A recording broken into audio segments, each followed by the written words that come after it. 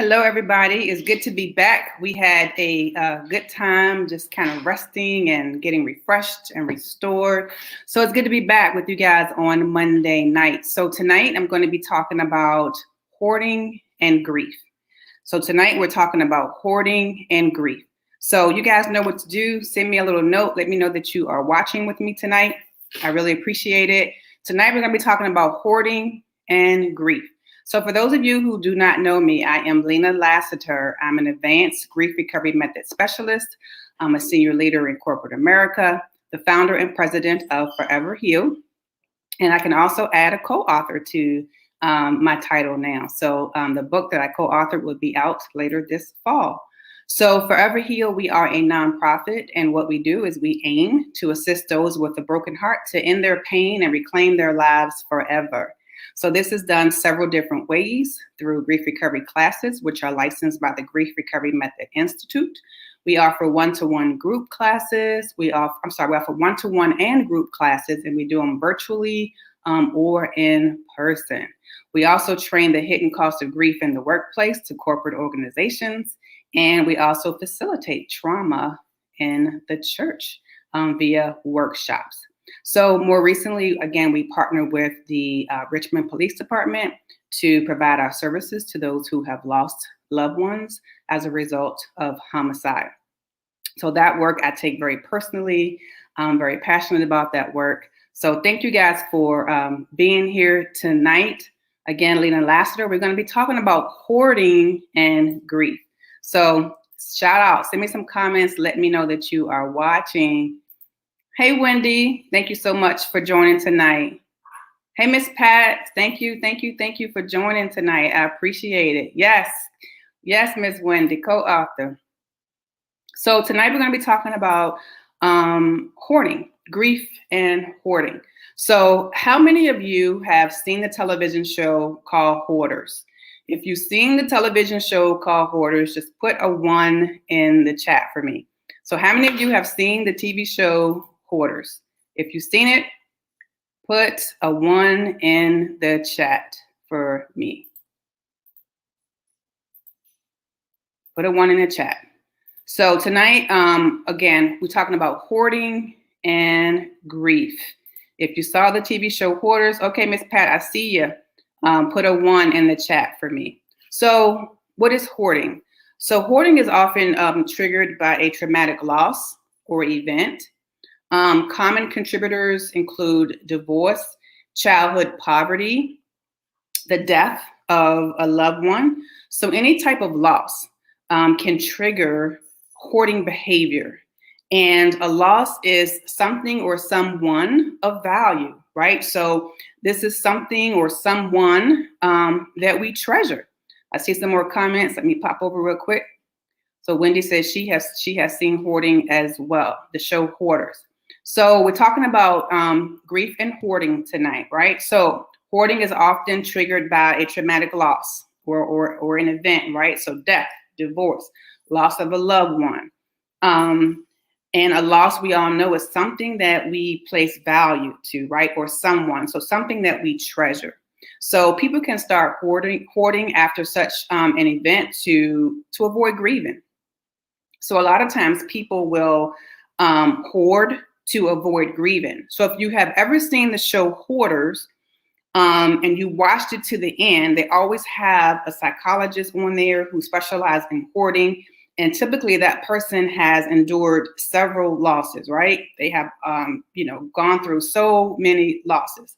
And that's what triggered that hoarding behavior. So they do this to avoid grieving, right? So hoarding becomes like a comfort to them. And they do this so that it's comforting. I don't have to deal with my grief, and I don't have to do the grief work to even deal with the pain associated with the trauma. So people will start hoarding to avoid those feelings. So I see a few more comments. Let's see what we have here. Wendy said, usually the hoarding has some emotional baggage with it. Yes. I'm glad they have a psychologist on the show. Wendy, I am too. And again, if you've ever seen the show, there is a psychologist, right? Somebody who specializes in helping them to clean the house. And typically, these individuals have gone through tremendous loss, tremendous pain, and tremendous loss. So when they hoard, again, it becomes their comfort, right? So it allows them to avoid working through the pain of that particular trauma. So we have talked about this behavior before. So even with the hoarding, right? I'm going to hoard and hold on to things. So this is my comfort, and I don't have to deal with the grief, the pain associated with the grief. So we talked about this before, right? The STIRBs, the short-term emotional relieving behaviors, right? To avoid the painful feelings. So why do we do this? Why do we stir? Because of false information, guys, that we may have heard in the past about the whole grieving process. So people look at grieving like it's just painful event. I don't want to feel sad. And you don't have to feel sad. You know, you don't have to just sit there and feel sad. It's about the work that's involved to help you move beyond, that pain. So trauma is a catastrophic event where there has been an exposure to a threatening situation. This could have been a personal experience, or you could have witnessed a traumatic experience. So any type of trauma can promote healing, can promote behaviors of hoarding, right? So any type of traumatic event can promote hoarding behaviors. Now, did you guys know that as many as 15 million people in the United States may suffer from compulsive hoarding?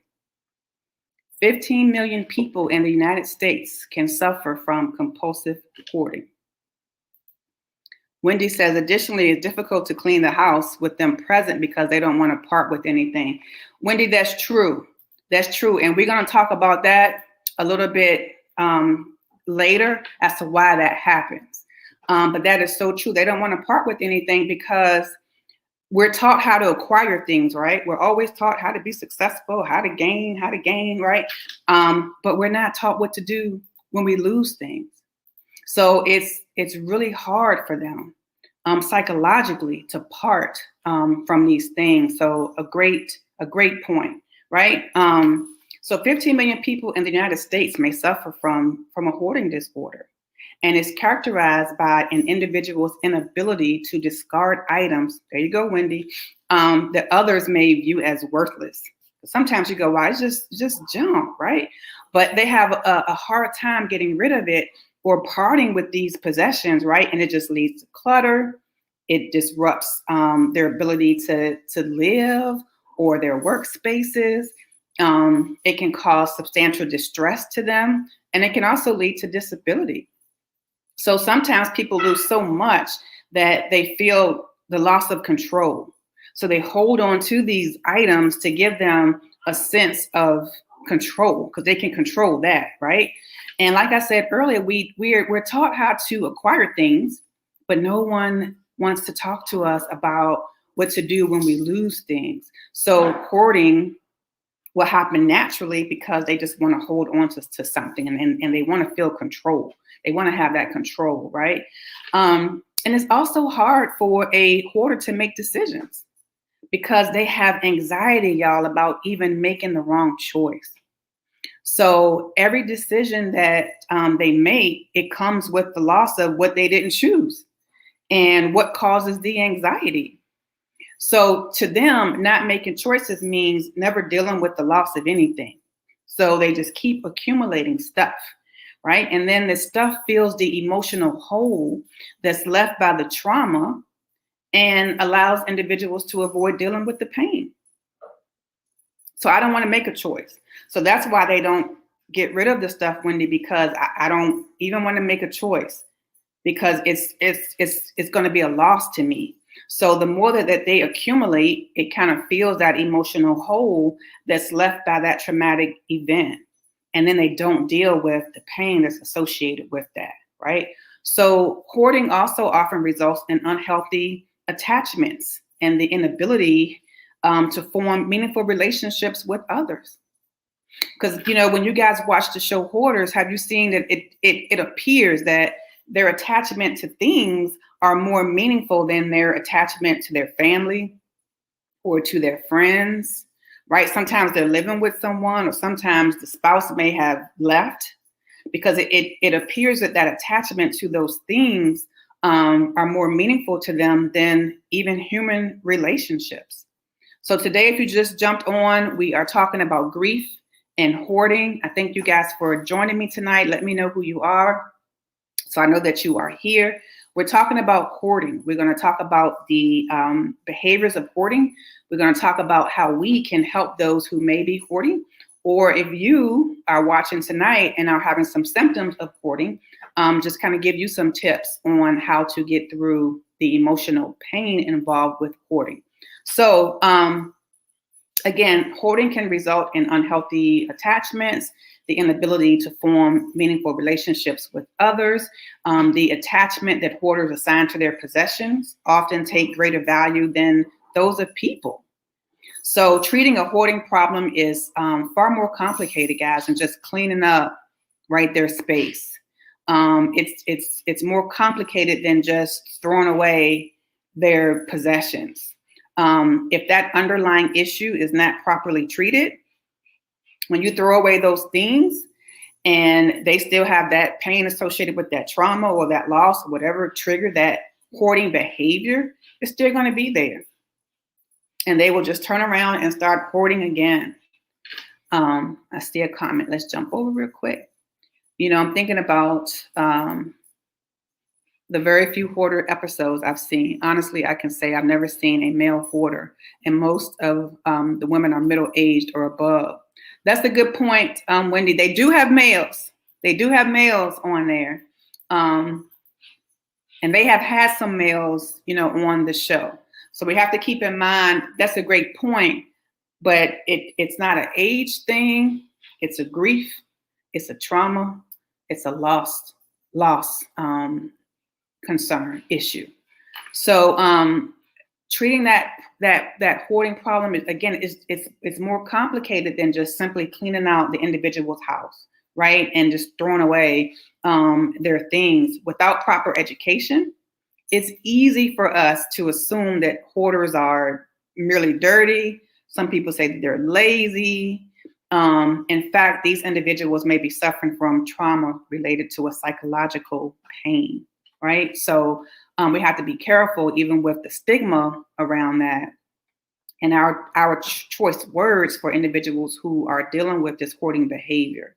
So fortunately, there are growing numbers of practitioners. So like we talked about, even on the show Hoarders, there's a psychologist there who specializes in hoarding. So we have practitioners now who specialize in treating the condition and helping to reduce its stigma. So I am happy about that. So let's talk about the common signs of hoarding. What are the common signs of hoarding? Acquiring more than what can be used, right? Just this abundance of shopping and, buying all of these items, or just accumulating these items. I worked with someone who just accumulated paper and bills. And some of the old bills were like 10 years ago. And you're kind of saying in your mind, like, okay, you haven't needed this stuff, in 10 years. Why you don't need it now? So they just accumulate and acquire all of these things, right, that they feel in their mind can be used. So common signs of hoarding: keeping useless items. So there you go, such as newspapers and old containers and trash. So again, it's like all these newspaper and these old bills, and they just kind of stack up, and they just want to hold on to them. Common signs of hoarding, right? And then when they start restricting others from using or touching or borrowing those items. So again, they don't want to lose those items. They don't want to make a decision even about allowing someone to use those items. So we're talking about hoarding. We're talking about hoarding and grief tonight, guys. So we just talked about common signs of hoarding. Common signs of hoarding. Now we're going to talk about some symptoms, right? So symptoms may be paired with procrastination, a lack of organization, poor decision-making that may result in the impairment of typical functioning. So for example, they may have like frequent absence from work. just can't function. Here we go. Sometimes hoarding has to do with a poverty mentality, especially if the individual grew up in lack. Yes. Also, Wendy, if they grew up in an environment where there was hoarding, it can also result from that. Yeah, some people, they grew up in poverty. So again, right? So I didn't have. So now I have to hold on to all these things because they're afraid of losing them. So I have control over, acquiring all these things and keeping these things. So a very, very, very good point. So if you have a loved one with hoarding disorder, it's easy to feel emotionally overwhelmed. You may feel frustrated at the continued failure to get the hoarder to change their behavior. Again, some family members even feel like the hoarders value the things over their relationship, because sometimes the family will say, you have to clean this stuff up, or I'm not coming over. You have to clean this stuff up, or I'm leaving, right? I'm not going to ever see you again. And the hoarder will choose the things most of the time because it's psychological, right? So how do we help the hoarder? We're going to talk about now, how do we help the hoarder? We talked about the common signs. Let's see. We have a few more comments. So thank you guys for being so engaged tonight. I love it. It's good to be back on Monday. Sometimes people are just stingy, Lena. Don't want to let anyone borrow. Yes, yes. Miss Pat said, I needed to hear this. I had a neighbor that was a hoarder. I cleaned up her apartment without asking, and she went off on me. I didn't understand, but later I found out she had to seek help for hoarding. Yes, that's a good point. That's a good point. And we're going to talk about that when we talk about how to help the hoarder. So number one, we have to educate ourselves. Number one, we have to educate ourselves about the hoarding disorder, right? Because we may be tempted, Miss Pat, to view hoarding as a choice. And the more you understand about the disorder, it will lead to compassionate conversations, right? We have to educate ourselves, number one. Number two, we have to listen and use the same language when talking about their possessions. Lena, what are you talking about? Don't call their stuff trash if they don't call it trash. If they call their, possessions, collections, or things, you allow them to lead. So you don't want to say, we just need to clean up this garbage, because to them, it may be their prized possession. It may be to them, this is my collection. To them, it's their things. To them, it may be something that was left behind by someone who passed away, right? That they treasure. So make sure that we use the same language about their possessions, okay? All right. And then we're going to focus on the safety aspects, right? So instead of telling your loved one that hoarding is wrong or that no one should live in such a messy place, focus on the concern for his or her safety, right? So do you think it's safe for you to live here, and there's no clear path for you to get out if something, happened? You pose the question to them. Do you think, right? Do you feel like the paper, around your stove may cause, a fire? I'm concerned about your safety. So you want to, focus on their safety, right? You're concerned about their safety. And then you want to offer to help. So Miss Pat, you want to offer to help, right? So people who hoard, they often struggle with, again, we talked about it earlier, making decisions and finding the motivation to change, right? So you don't want to just go in there and start throwing away their things because they have a hard time just making that decision. So we want to encourage them to seek professional help. Like, it's okay. We have to break the stigma around, hoarding as well. It is a mental health diagnosis. So we have to break the stigma around it. So even when a hoarder recognizes that they have a problem, they can struggle with taking the appropriate steps, everybody, right? So we can't be judgmental. We can't be argumentative. And we can't go in and take control and start throwing their things out. Because remember, this is their comfort. And if you rip that from them, psychologically, they will not be in a good place. So let's see. A few more comments. Here's a secret. I'm a recovering hoarder. My issues stem from a mixture of loss, depression, fear, and rejection. Yeah. Wendy, well, you guys, I hoard, I used to hoard paper products.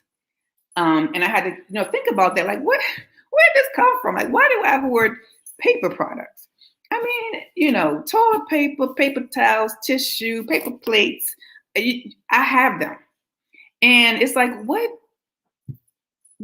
drove, this behavior? Some of it was definitely the loss that I endured over my life.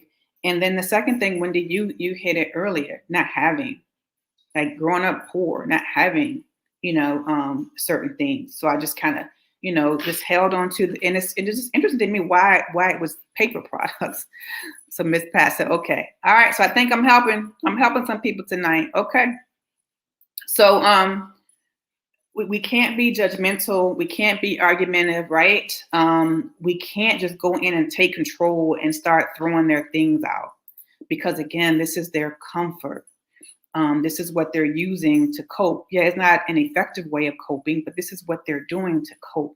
And if you snatch that away, psychologically, it could be traumatic to them. Hoarding disorder doesn't have a simple solution, y'all, and it takes more than simply clearing away the clutter to address the problem. So just as hoarding developed as a gradual problem, so too recovery will be a gradual process, one small step at a time. I'm gonna say it again, y'all, one small step at a time. So be patient with yourself, be patient with your family members, your neighbors, whoever, is going through this, one small step at a time. Just one. This is a great topic. Thanks, Wendy. Thanks. Tammy. Hi, Tammy. I inherited a classroom that was inhabited by a hoarder. Wow. Tammy, I can't imagine what you found, what you found in the classroom. I can't imagine. But thank you guys for just sharing and being so open tonight. I wanted to talk about this because, again, I helped someone earlier this year,